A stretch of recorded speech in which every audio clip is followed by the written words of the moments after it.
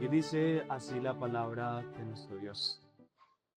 Anduvieron pues ellas dos hasta que llegaron a Belén. Y aconteció que habiendo entrado en Belén, toda la ciudad se conmovió por causa de ellas. Y decían, ¿no es esta Noemí? Y ella les respondía, no me llaméis Noemí, sino llamadme Mara, porque en grande amargura me ha puesto el Todopoderoso. Yo me fui llena, pero Jehová me ha vuelto con las manos vacías. Porque, ¿por qué me llamaréis Noemí? Ya que Jehová ha dado testimonio contra mí y el Todopoderoso me ha afligido. Así volvió Noemí y Ruth la Moabita, su nuera, con ella. Volvió de los campos de Moab y llegaron a Belén al comienzo de la siega de la cebada. Amén. Hermanos, esta tarde, aunque hemos leído toda esta porción, nuestra enseñanza se centrará específicamente en los versículos 20 y 21 de este primer capítulo de Ruth.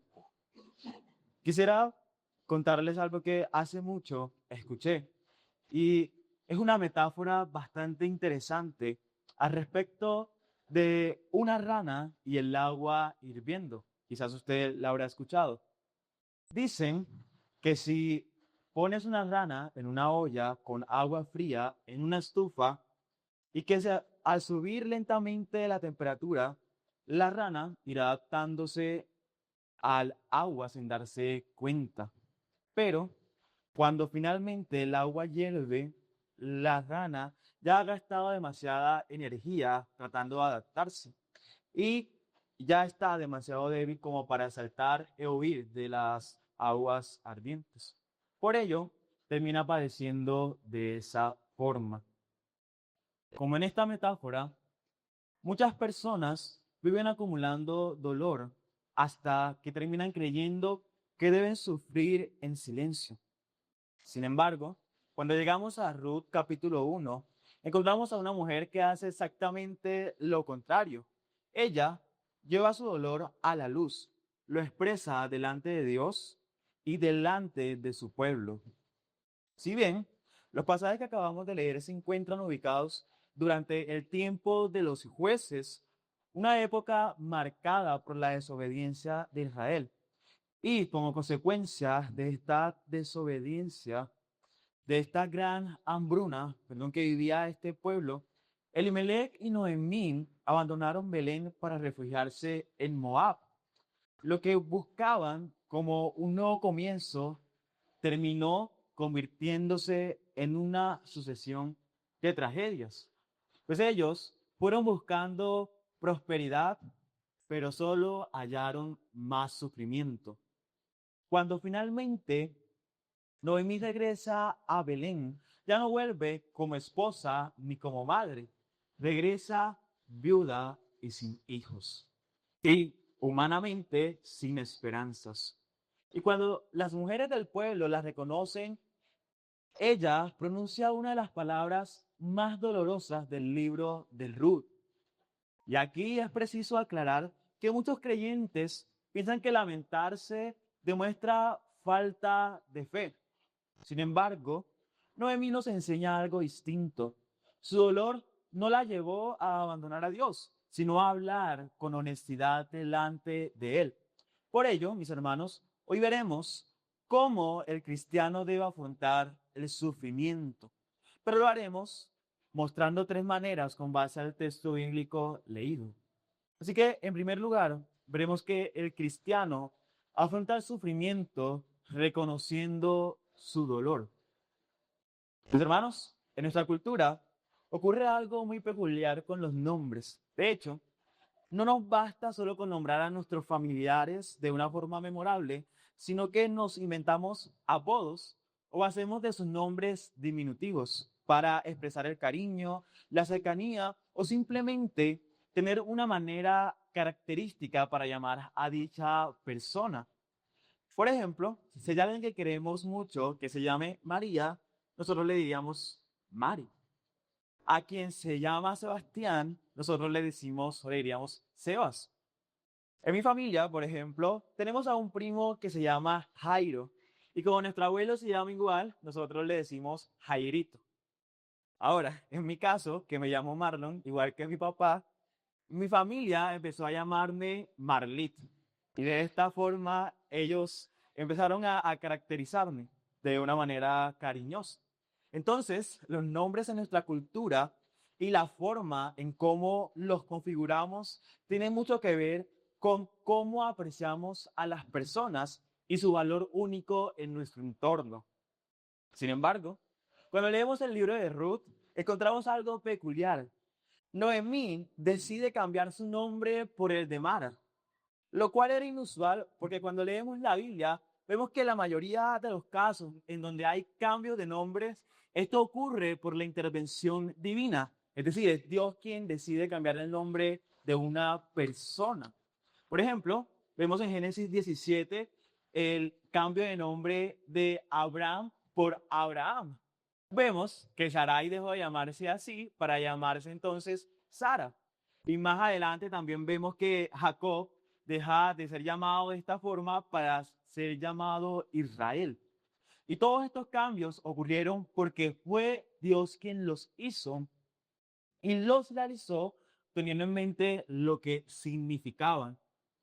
Puesto que en esta cultura los nombres no eran solamente una palabra, sino que estaban ligados al carácter de las personas y profundamente a la identidad de estas. Pero cuando llegamos al versículo 20 del primer capítulo de Ruth, notamos que ante el regreso de Noemí a Belén, las mujeres del pueblo se sorprendieron no solo al ver que ella regresaba, sino también por la condición en la que se encontraba esta mujer. Así que ellas no duraron en preguntarse, ¿será esta la Noemí que se fue hace 10 años? Pero ante la conmoción del pueblo, Noemí frena sus voces y lo primero que sale de su boca es, no me llamen Noemí. Sus primeras declaraciones impactan no solo a las mujeres que estaban allí expectantes por el regreso de su vecina, sino también lo es dentro de la narrativa. Pero para comprenderlo hay que tener en cuenta el significado de este nombre. Pues sin profundizar en lo místico, cuando vemos al pie de página de nuestras Biblias, encontramos el significado más sencillo del nombre Noemí. En el hebreo antiguo, este nombre significa placentera o dulce. Por ende, esta era la identidad de esta mujer. Posiblemente Noemí era reconocida como una mujer amable, hospitalaria, optimista, dulce, como su mismo nombre lo indica. Esta era su identidad. Por ello, la pregunta de las mujeres no era solamente sobre un reconocimiento físico de Noemí, sino también trasciende a su esencia. Así, ellas están preguntándose si es esta la misma Noemí, dulce, amable, placentera, que se había ido hace 10 años. Más, como hemos visto, Noemí les deja claro que ella no quiere ser llamada así. Sus palabras confiesan no solo un desapego a su antigua identidad, sino también que algo ha ocurrido. Noemí no llega a Belén pretendiendo que en Moab no pasó nada. No, por el contrario, el negarse a ser llamada de esa forma muestra que su corazón no se encuentra en la misma condición y que algo ha ocurrido y que ese algo marcó definitivamente el carácter de esta mujer. Ahora bien, si Noemí ya no quiere ser llamada así, entonces, ¿cuál es su identidad? Bueno, el mismo pasaje responde a esta pregunta. Esta viuda decide que ahora debe ser llamada Mara. Mis hermanos, Noemí no había perdido la cabeza. Ella estaba declarando con sus labios que en Moab las cosas cambiaron drásticamente, que ya no se siente como Noemí, sino que ahora más bien se siente como Mara. Y aquí, nuevamente es importante el significado de los nombres, porque cuando investigamos qué significa Mara, nos damos cuenta que su significado es amarga. Así que Noemí está confesando a sus compatriotas que ha regresado en amargura, que el dolor vivido en Moab trazó un antes y un después en su corazón, tanto que ya no haya la mujer dulce, sino que en su interior se encuentra una mujer adolorida y sin consuelo. Ahora, cuando seguimos leyendo la respuesta de Noemí, vemos que ella no solamente pide que desde ahora se le llame de esta forma, sino que hallamos una confesión bastante interesante. Noten que ella dice la razón por la cual ahora quiere que se le llame Mara. Su razón es porque en grande amargura le ha puesto el Todopoderoso. Y quiero, mis hermanos, que de esta declaración nos enfoquemos en sus primeras palabras, porque dentro de esta narrativa, más allá de mencionar que Dios es el causante de su amargura, ella no titubea en abrir su boca para mostrar que está dolida. Esta mujer no llega a Belén mostrando una apariencia de gran gozo o de positivismo, porque a todas estas, ella regresa a Israel luego de que la sequía ha pasado. Es decir, que ella tenía un mínimo motivo para regresar feliz, para regresar celebrando. Sin embargo, ella no escatima en decir claramente que no está feliz. Así que esta conversación entre Noemí y sus compatriotas no son solo una charla casual, sino que su respuesta es un lamento. Ella está lamentando su situación, está acongojada por el sufrimiento que vivió en Moab y no está interesada en fingir que está bien. Es por eso que cuando leemos este pasaje debemos comprender que la expresión de esta mujer es un ejemplo de cómo el cristiano afronta el sufrimiento. Porque Noemí regresa a su nación con un corazón cargado por el sufrimiento de ver partir a sus seres más queridos, a su esposo y a sus hijos. Miren que ella y Elimelech salieron de Belén con la esperanza de encontrar prosperidad y el bien para su familia, pero solo encontraron desolación y tristeza. Pero con todo eso, es admirable que cuando ella tiene la primera oportunidad para desahogarse, no la desaprovecha para expresar su dolor. Y es aquí que aprendemos de Noemí que debemos afrontar el sufrimiento con honestidad. Porque no sé si se han dado cuenta que muchas veces en los momentos de dolor solemos hacer todo lo que está en nuestras manos para no sentirnos tristes. Nos decimos a nosotros mismos que todo va a estar bien, que no pasa nada, que vamos a superar esta situación, que vendrán mejores momentos. Pareciera que para nosotros estar triste es un pecado, es algo abominable. No, no, no, no, no podemos estar triste. Vamos, tienes que estar feliz, tienes que estar contento. Eso es lo que nos decimos. En mi caso, mis hermanos, suelo afrontar estas situaciones bromeando con que Dios le da sus peores batallas a sus peores guerreros. Sin embargo, todo este positivismo con el que solemos actuar en medio del sufrimiento nos roba la oportunidad de ser consolados por nuestro Dios, pero también nos roba la oportunidad de descargar nuestro corazón de una sensación que es válida y que no es contraria a nuestra fe. La confesión de Noemí en estos pasajes no es un reproche de ninguna manera. Es más bien la expresión de la cruda realidad que ella estaba viviendo. Este pasaje nos muestra cuál es su perspectiva de los hechos y nos muestra cómo debe ser nuestra actitud frente al sufrimiento. Porque cuando sufrimos debemos reconocer el dolor que estamos sintiendo. Debemos dejar el orgullo a un lado y dejar de mentirnos, porque esto puede ayudarnos a ver hecha realidad la promesa del Señor al respecto a aquellos que están quebrantados. Ahora, esto no quiere decir que debamos entonces buscar lástima frente a los demás cuando pasamos por momentos de dolor. Porque sí es verdad que en ocasiones caemos en ese positivismo que podemos decir que es tóxico, porque todo lo vemos como un vaso medio lleno y no nos atrevemos a ver las cosas como son. También es verdad que solemos inclinarnos hacia la autocompasión.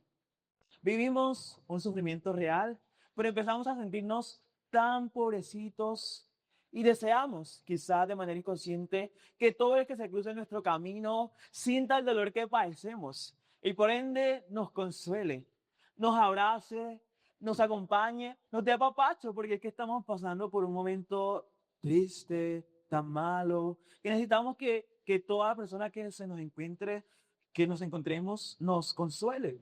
Pero mis hermanos, reconocer el dolor en medio del sufrimiento no es igual a autocompadecernos.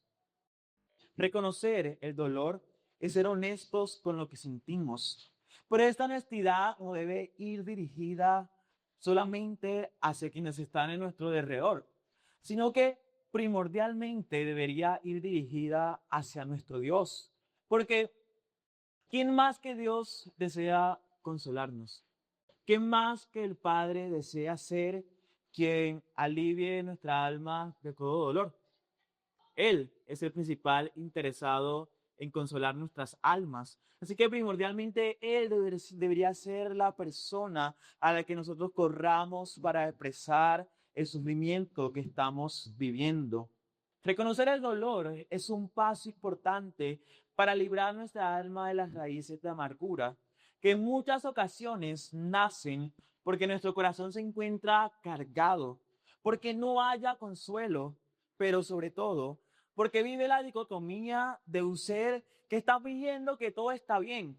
Por fuera hay una hermosa sonrisa, en redes sociales hay hermosas fotos de los momentos felices, pero por dentro, en el fondo, hay un corazón roto. Ante esta dicotomía, el corazón se llena de amargura porque está viviendo una falsa realidad, una mentira. Y aquí, mis hermanos, es importante ver que Noemí está siendo sincera. Este pasaje no es de ninguna manera una oración a Dios, pero es un lamento que nos ejemplifica que hay que afrontar el sufrimiento reconociendo el dolor, porque hacerlo no es un sinónimo de falta de fe, no es un sinónimo de debilidad, sino que esa sinceridad es la que agrada a Dios. Porque en medio de nuestra fragilidad, confesar al Señor nuestro corazón, nuestro dolor, es un acto de reconocimiento y de intimidad a Él. O mis hermanos, cuando sus hijos se caen y sienten dolor, ¿qué es lo que ellos hacen de inmediato, además de llorar?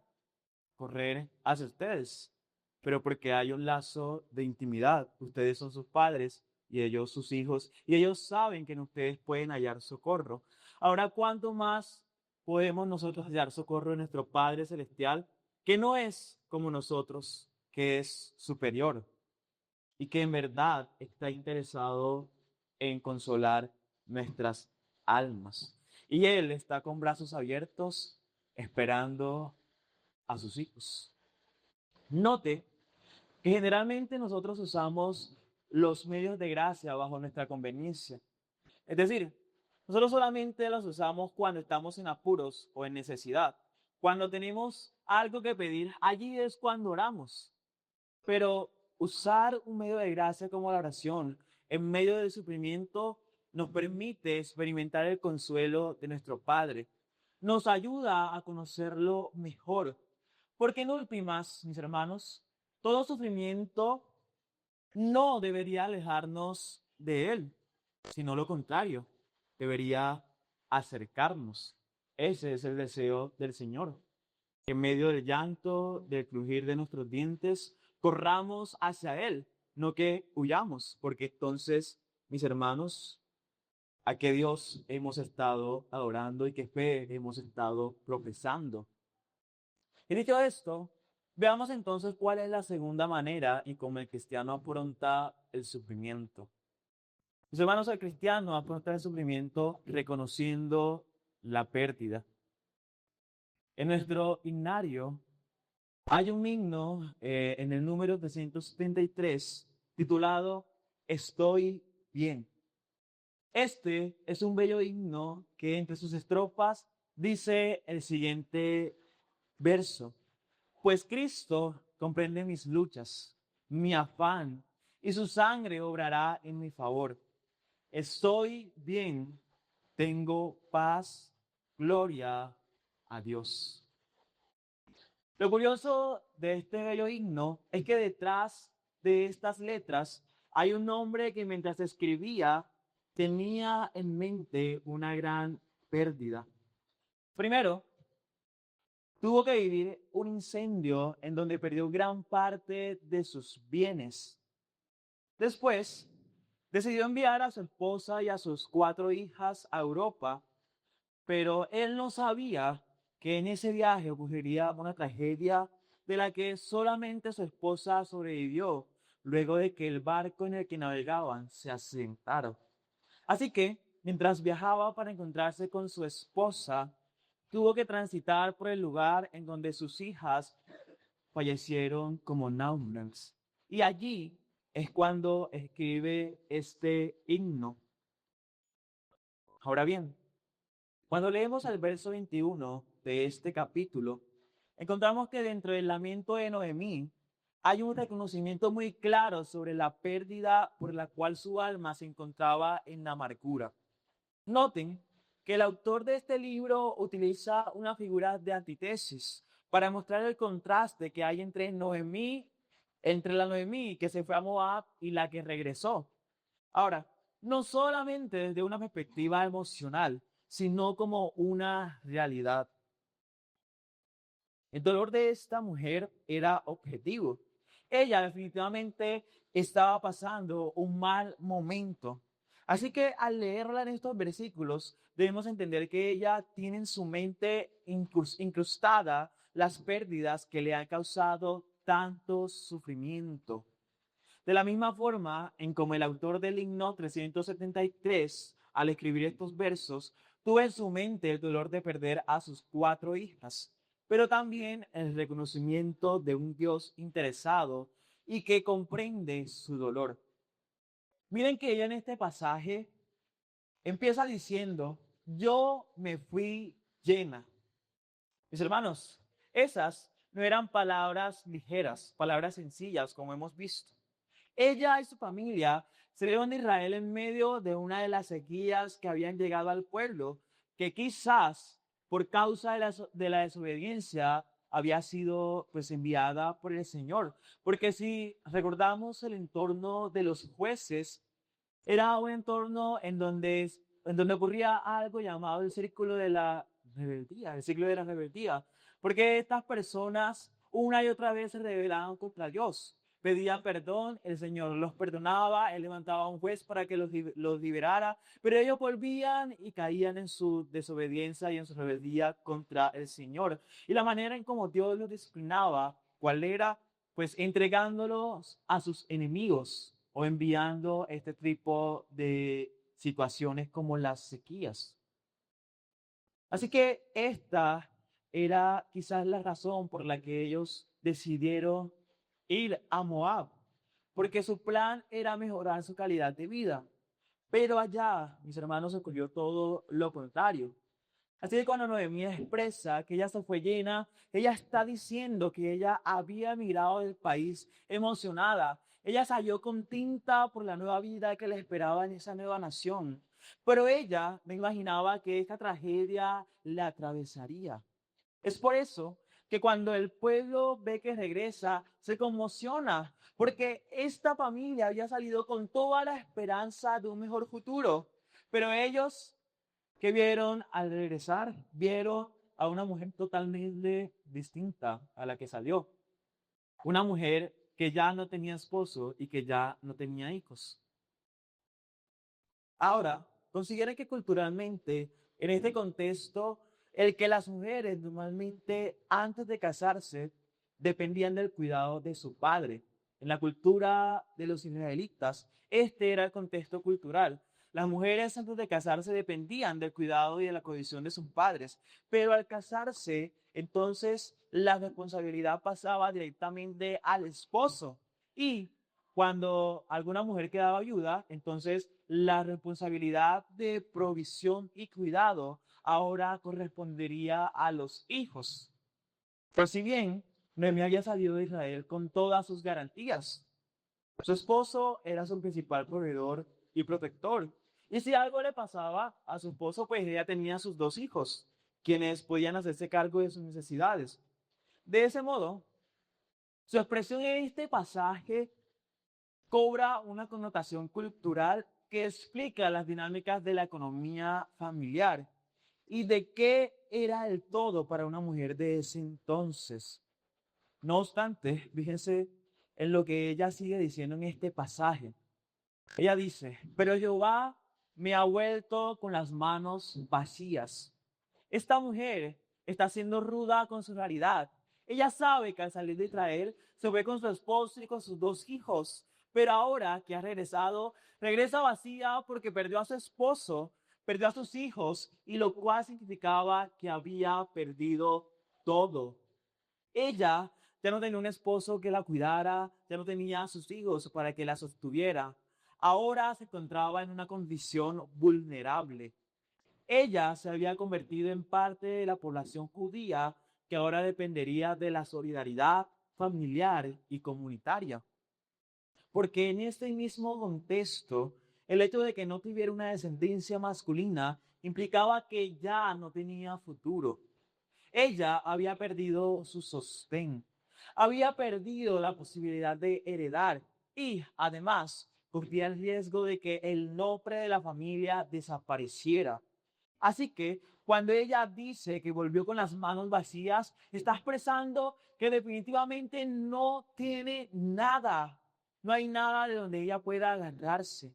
Y no solamente está hablando de la tristeza, sino que está hablando de la pérdida total de la seguridad, de una herencia y de la esperanza desde el punto de vista cultural. Ahora, ¿será que es verdad que ella regresó sola? ¿Acaso ella no había regresado a Belén con una mujer, con Ruth? Pues es verdad, el relato es evidente cuando nos dice que Ruth decidió seguirla y quedarse con ella. Pero, ¿por qué Noemí sigue diciendo que regresó vacía? Pues la razón se debe a que en la condición en la que se encontraba esta viuda, tener a su lado a otra mujer viuda y además extranjera no sumaba mucho a su situación. De hecho, Ruth pertenecía a una condición mucho más vulnerable. Por ende, era apenas lógico que para Noemí ver a Ruth significaba no ver nada, no ver un futuro esperanzador. En otras palabras, como diríamos vulgarmente, prácticamente se juntaron el hambre con las ganas de comer, porque ninguna de las dos tenía esperanza en su condición. De este modo, mis hermanos, vemos en el lamento de Noemí no solo una confesión inclinada hacia el dolor, sino que ella reconoce que hay una pérdida real. Ella no está tratando de ocultar su situación diciendo algo como, bueno, perdimos todo, pero estamos bien. Dios proveerá tarde o temprano. No, ella no está diciendo eso. Al contrario, ella está siendo cruda en su lamento. Y podemos pensar incluso que ella está siendo muy negativa y que está dejando a un lado que Dios es su sustentador. Pero mis hermanos, en verdad ella está desahogando su pena sin dejar ningún cabo suelto. Irónicamente, sus compatriotas solamente le habían preguntado si esta era la Noemí que se fue. Mas ella les está dejando claro, les está dejando muy, muy claro que ya no es la misma mujer. Porque la que se fue se había ido alegre, con un corazón bondadoso y dulce. Pero la que regresa es una mujer devastada por el sufrimiento, que ahora es amarga y está vacía. Cuando vemos este lamento, debemos considerar que la forma en cómo esta viuda está afrontando su sufrimiento no es con paños tibios. ella lo hace teniendo en cuenta toda su claridad. Y así, mis hermanos, nosotros estamos llamados a afrontar el sufrimiento. Primero, porque cuando somos sinceros respecto de nuestra pérdida, tenemos una mirada clara de la realidad, lo cual, aunque parezca devastador, nos aleja de vivir una ilusión de que todo está bien, de que no está pasando nada, de que lo que estamos viviendo es solamente una etapa. Y sí, puede que sea solo una etapa, pero cuando no somos honestos y tratamos de tapar el sol con un dedo, nos engañamos a nosotros mismos, haciéndonos creer que tenemos el control en medio del sufrimiento. No reconocer las pérdidas, mis hermanos, es una evidencia de que nosotros queremos tener control. Nosotros queremos queremos mostrar que aunque perdimos muchas cosas, aunque perdimos sea lo que sea, todo está bien. Seguimos firmes, no pasa nada, estamos parados en la raya, como decimos. Pero mis hermanos, cuando no somos honestos, eso es lo que demostramos. Pero note que en el lamento de Noemí no hay ninguna intención de hacerle creer a sus compatriotas que ella tiene todo bajo control. No, solo vemos una confesión honesta de su pérdida, porque ella reconoce que no pudo controlar que su esposo y sus hijos murieran. Y de la misma manera nosotros deberíamos reconocer que no podemos controlar las cosas que pasan en nuestra vida. Y por ende, entonces, reconocer que eso que está pasando es verdad, está ocurriendo. Hay que ser sinceros con eso. Por otro lado, es posible que en medio del dolor veamos todo oscuro. Sintamos que hemos perdido todo y que ya no tenemos ninguna esperanza. Pero el hecho de afrontar el sufrimiento, reconociendo la pérdida, no significa entonces que nos lamentemos exageradamente, diciendo que en definitiva lo hemos perdido todo. No. Se trata de reconocer cuál es la medida de nuestra pérdida. Es decir, en medio del sufrimiento uno pierde muchas cosas. Uno puede perder cosas materiales, uno puede perder oportunidades, uno puede perder un empleo, incluso uno puede perder personas, como en el caso de Noemí. Pero uno debe dimensionar con sinceridad si esta pérdida nos ha quitado objetivamente la esperanza, las esperanzas que tenemos. Por último, reconocer lo que se nos ha ido en medio del sufrimiento nos lleva a una dependencia activa de nuestro Dios. Piénselo así. Si hoy perdió todo, eso significa que no hay nada en este mundo sobre lo cual pueda hallar esperanza. Y reconocer esto debe llevarnos a confesar que dependemos plenamente de nuestro Dios. Porque, sinceramente, nosotros somos muy fáciles para hallar esperanza en cualquier cosa que le encontremos en este mundo. Somos muy fáciles para cambiar nuestra confianza en Dios por la confianza en nuestros empleos, en las personas, en los negocios, en un montón de cosas. Usted sabe mucho más que yo al respecto, pero el reconocer nuestras pérdidas es una oportunidad que el Señor nos permite para confesar que ya no dependemos de lo material de este mundo, sino que dependemos plenamente de nuestro Señor. Pues Noemí, para Noemí toda la esperanza había sido perdida porque su esposo y sus hijos fallecieron. Pero ella ahora dependía de la ley que Dios había establecido para proteger a los más vulnerables. Así que al final, esta mujer ya no dependía de sus fuerzas, sino que tendrían que experimentar la providencia de Dios en su regreso a Belén. Del mismo modo, sinceramente, cuando perdemos algo, es una oportunidad que el Señor nos regala para que podamos volver nuestra confianza a Él. Porque generalmente las cosas que perdemos en medio del sufrimiento, en algún aspecto representan una esperanza mayor que la esperanza que Dios nos ofrece. Así que, mis hermanos, de este modo, veamos la tercera manera en que el cristiano debe afrontar el sufrimiento. El cristiano afronta el sufrimiento reconociendo la providencia divina. Siglos atrás, antes de que Noemí existiera, un joven padeció terribles injusticias de maneras reiteradas. Primero, sufrió el desprecio de sus hermanos. Luego, estos lo vendieron por unas cuantas monedas. Después, fue acusado de un delito que no cometió. Pero lo asombroso de todo esto es que después de todas estas cosas que pasó y de todo su sufrimiento, él dice lo siguiente a sus hermanos. Escuchen. Vosotros pensasteis mal contra mí, mas Dios lo encaminó a bien. Mis hermanos, un hombre que después de todo el sufrimiento que vivió, pudo reconocer públicamente que todo estaba bajo el control del Señor y que de manera providencial, Él, el Señor, había permitido todas estas cosas para su propósito eterno. En cambio, cuando uno lee el libro de Ruth, uno debe notar que Noemí no está diciendo que Dios usará su sufrimiento para su bien. De ninguna forma es lo que leemos en este primer capítulo, ¿no es cierto? Pero cuando ella anuncia su lamento, notamos algo. En medio de su sufrimiento, ella está declarando de dónde proviene. Ella está diciendo cuál es la fuente de este sufrimiento que tanto la acongoja.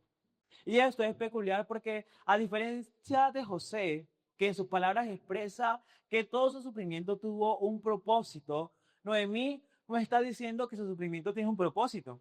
Ella está reconociendo en medio del sufrimiento la soberanía de Dios. Por ejemplo, noten que ella dice que ya no se llama Noemí sino Mara, pero ella explica que el Todopoderoso ha sido quien la ha puesto en amargura. Leer esto es asombroso porque de alguna forma, esta mujer, desde su corta perspectiva, está diciéndole a los israelitas que Dios ha sido la causa primaria de su sufrimiento, aunque no entiende completamente el propósito de este. Ahora note que ella usa uno de los nombres de Dios. En este pasaje, ella dice que el Todopoderoso, que en hebreo es el Shaddai. Ella dice, el Shaddai ha sido quien me ha puesto en amargura. Pues la intención de usar este nombre no es simplemente porque suena bonito decir el Shaddai, no, sino porque este era el nombre utilizado por los israelitas para reconocer el gran poderío de Dios, reconocer que el Señor tiene toda autoridad divina y que es quien gobierna sobre todas las circunstancias. Así que, de manera natural, esta mujer está reconociendo que todo lo que ocurrió en Moab estaba siendo gobernado por Dios, estaba siendo direccionado. Cada una de las situaciones que ella vivió, pues Dios las estaba direccionando. Por ello, ella es capaz de decir con toda seguridad que el Todopoderoso la puso en esa situación. Ahora, no basta con reconocerlo una vez. Si ustedes van a sus Biblias en este pasaje, se darán cuenta de la cantidad de veces en que ella reconoce de dónde proviene su sufrimiento. Ahora ella continúa expresando que es Dios quien está detrás de su dolor y cuando lo dice por segunda vez, ella utiliza un nombre particular de Dios. Ella usa el nombre del pacto, Yahweh. Así que cuando dice que Jehová la ha vuelto con las manos vacías, en realidad está diciendo que Yahweh, el Dios del pacto con el cual, el cual lo sacó de Egipto, de la tierra de servidumbre, ha sido el mismo que proveyó el sufrimiento que ella está viviendo. Así que ella no está haciendo énfasis solamente en la soberanía de Dios, sino que también abre camino hacia el conflicto interno que está viviendo. Porque en esta ocasión ella está diciendo que el Dios del pacto, el Dios que sacó pues a su pueblo de este sufrimiento, este mismo Dios era el mismo que la había hecho volver vacía. Y para un israelita, pues escuchar el nombre de Yahweh no era un nombre cualquiera, sino que escucharlo es un recordatorio de que el Dios que estaba con ellos era un Dios que había prometido por sí mismo ser fiel a su pacto y cumplir sus promesas. Por ello, el hecho de que Noemí dijera que Yahweh la había vuelto vacía, significaba que, por un lado, ella no había roto su relación con Dios pese a todo el sufrimiento que padecía, pero tampoco significaba que ella estaba entendiendo el propósito de Dios en medio de su dolor. Más bien, sí implicaba que ella no comprendía que el Dios fiel la hubiera vaciado de tal manera. Por consiguiente, cuando ella explaya todo su lamento, ahora dice que Jehová ha dado testimonio contra ella. Y aquí ella nos sigue dando pistas sobre cómo es su percepción al respecto de la mano de Dios en medio de su sufrimiento. Pues ella ya comprende que Dios es soberano, pero ahora ella está demostrando que además de ver la mano soberana del Señor, ve todo como un juicio en el que el Padre está siendo testigo contra ella. Esta es la imagen que ella usa, la imagen de un tribunal de justicia en donde ella está sentada en la silla del acusado y en donde el Señor, como testigo o fiscal, le está diciendo: tú, Noemí, eres culpable por el sufrimiento que estás padeciendo. Este es el escenario que ella plantea en este pasaje. Ahora, cabe mencionar que este no es un reproche en el que ella está tratando de echarle la culpa a Dios y de decir: sí, Dios, es tu culpa porque estoy viviendo este mal. No, esta es la forma en cómo ella cree que están ocurriendo las cosas. En su duelo, ella siente como si todo lo ocurrido fuese un juicio divino. Es por eso que por último ella vuelve a hacer mención del nombre Shaddai y lo hace usando una figura de causa y efecto, puesto que antes había dicho que Dios había testificado contra ella y continúa diciendo que el Todopoderoso la ha afligido. Por ende, esa secuencia es la consecuencia del testimonio de Dios en su contra, porque es la aflicción que está viviendo. Y aunque ella en este mismo pasaje use dos nombres diferentes, no lo hace para referirse a dos dioses, sino que más bien está reconociendo en medio de su dolor dos atributos de Dios, que Él es omnipotente, pero también que es un Dios inmutable, que no cambia, que es fiel y que es relacional. De este modo, esta viuda reconoce la providencia de Dios en medio de su sufrimiento, pese a que ella no entiende por completo el propósito del Señor. Y el hecho de que encontremos esta historia en esta parte del libro es con la intención clara de que veamos cómo para nosotros no es posible ver por completo cómo la providencia de Dios actúa en medio del sufrimiento. También hay que mencionar que el problema de Noemí no es el de reconocer la asistencia de Dios. Pues en ocasiones, cuando pasamos por momentos duros, ¿qué es lo que a veces solimos expresar? Solemos pensar que Dios nos ha abandonado. Solemos pensar que Dios no existe. Pues si Dios existiera, no deberíamos estar pasando tal sufrimiento. Él no debería permitir que viviéramos tal amargura. Pero este no es el caso de esta mujer. Ella sabe muy bien que Dios es real. Ella sabe que Dios intervino en su vida. Lo que no sabe es cuál es la finalidad de todo el dolor que estaba viviendo. Y en este lamento vemos que pese a toda la honestidad sobre la situación, esta viuda es capaz de ver que Dios está gobernando incluso en medio de su sufrimiento. Y eso es sorprendente, porque generalmente cuando padecimos momentos críticos en nuestra mente, tendemos a hacer dos cosas. Esto es lo que principalmente hacemos cuando estamos pasando por momentos de dolores. Primero, renegamos de toda la bondad de Dios. Dios ha sido bueno con nosotros todos los días y todo el tiempo, pero cuando pasamos por momentos de dolores, ¿qué es lo primero que pensamos? Dios no es bueno. Renegamos de sus bendiciones. Renegamos que Él ha sido bueno para con nosotros.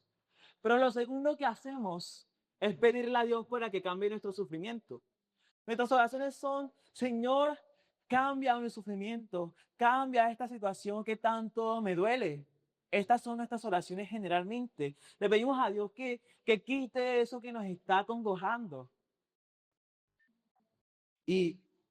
Pero pocas veces sentimos la seguridad de que Dios está gobernando en medio de nuestro sufrimiento.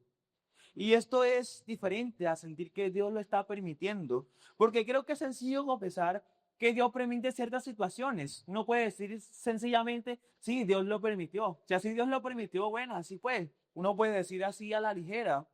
Pero el reconocer la providencia del Señor en nuestro sufrimiento es reconocer que Él está trabajando a través de nuestro dolor, que Él está usando todo eso para su propósito eterno. Y reconocer esto, entonces cambia la forma de cómo nos acercamos a Dios en medio del dolor. Porque ya no solamente podemos acercarnos para decirle, Señor, cambia mi situación, sino podemos pedirle al Señor que nos ayude a ver su providencia en medio de la circunstancia que estamos viviendo.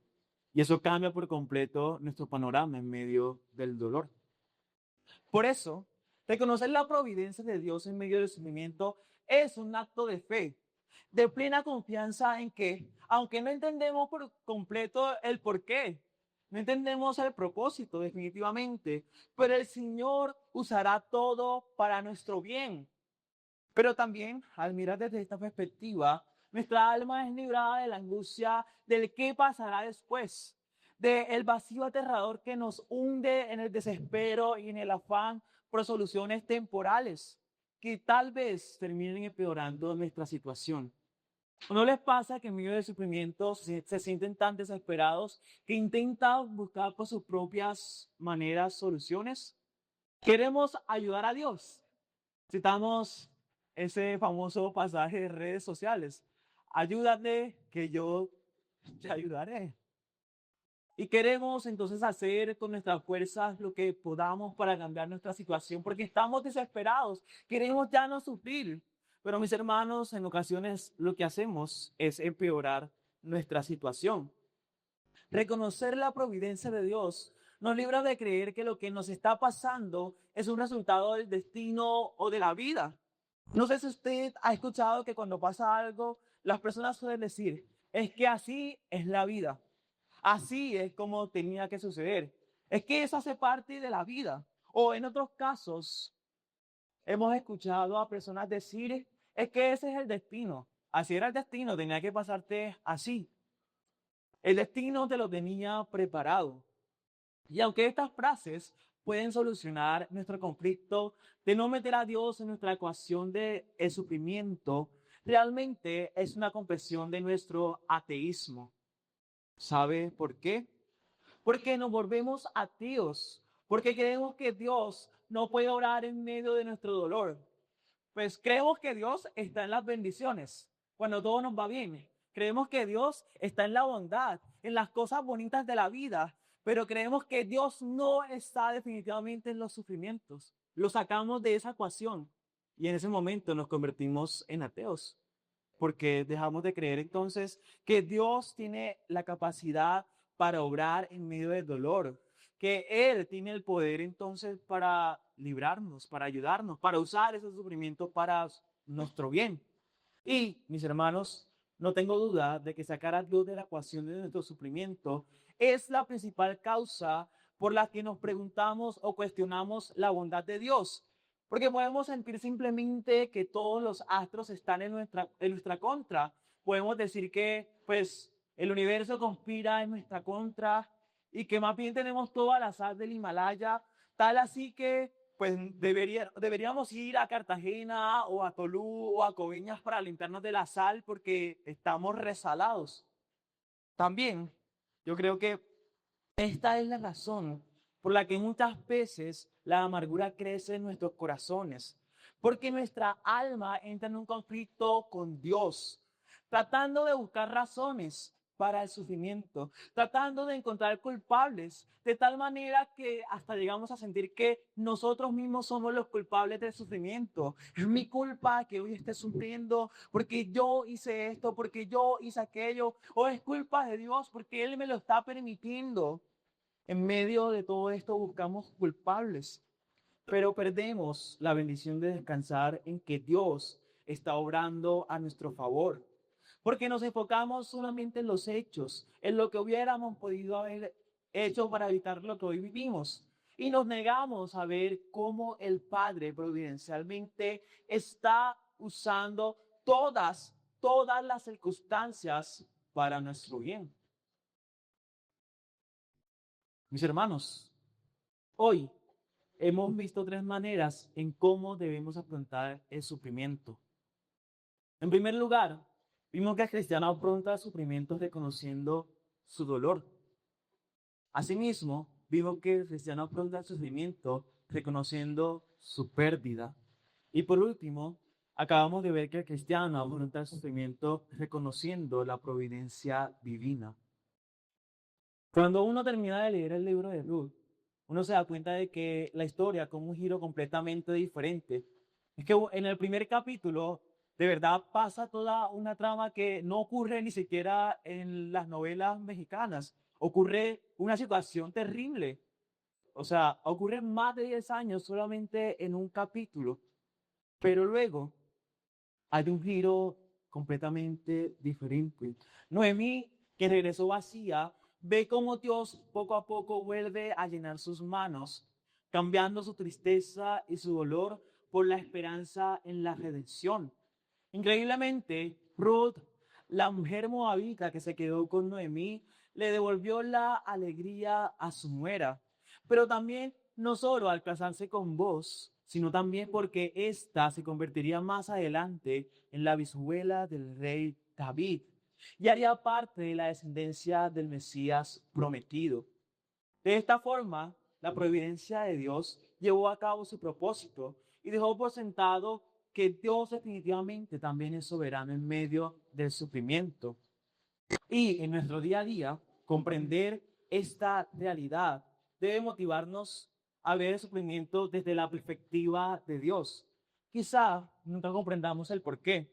Eso es seguro. No vamos a saber el por qué ni el para qué mientras vivamos en este mundo.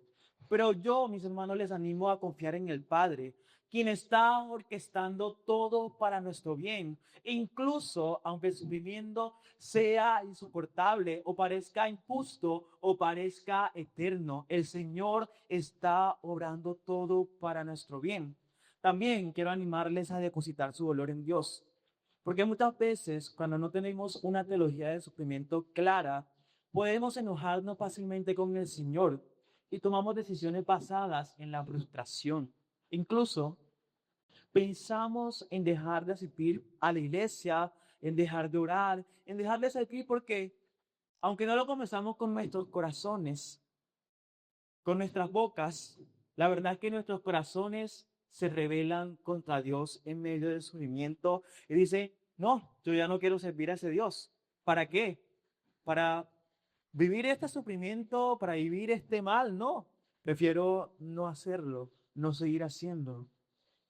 Pero, mis hermanos, no podemos hacer nada tratando de solucionar nuestras vidas con nuestras propias manos, porque de manera irónica siempre, casi siempre terminamos arrepentidos, porque nuestros caminos, nuestras decisiones no son más buenas que las de Dios, de ninguna manera. Nosotros no somos ni omnipotentes ni omniscientes, simplemente somos seres creados que estamos a la merced de nuestro Creador.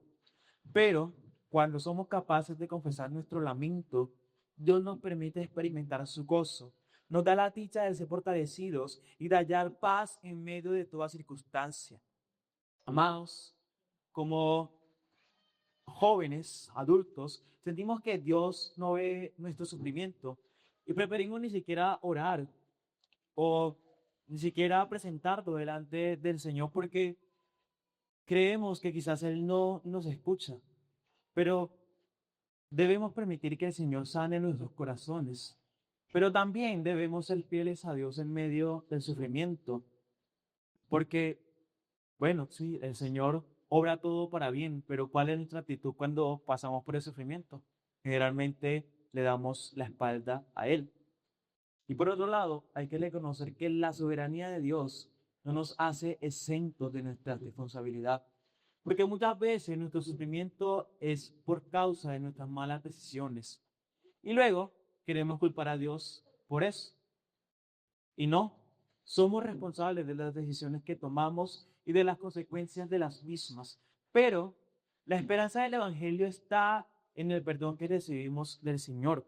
Cuando confesamos que hemos fallado, porque Él tiene misericordia de nosotros. Y es ahí cuando se cumple la promesa que tanto repetimos. Para los que aman a Dios, todas las cosas les ayudan para bien. ¿Por qué? Porque Dios usa el sufrimiento para santificar a los que ama. Por último, mis hermanos, quiero que veamos este contraste. Noemí fue a Moab llena y regresó vacía. Regresó a Belén vacía. Y este fue su lamento durante todo el pasaje que leímos y que hemos estudiado hoy. Pero cuando vemos a Cristo y su obra en la tierra, nos damos algo interesante. Él fue enviado a este mundo vacío. Nació sin lujos, sin riquezas, en condiciones humildes. Él se despojó a sí mismo.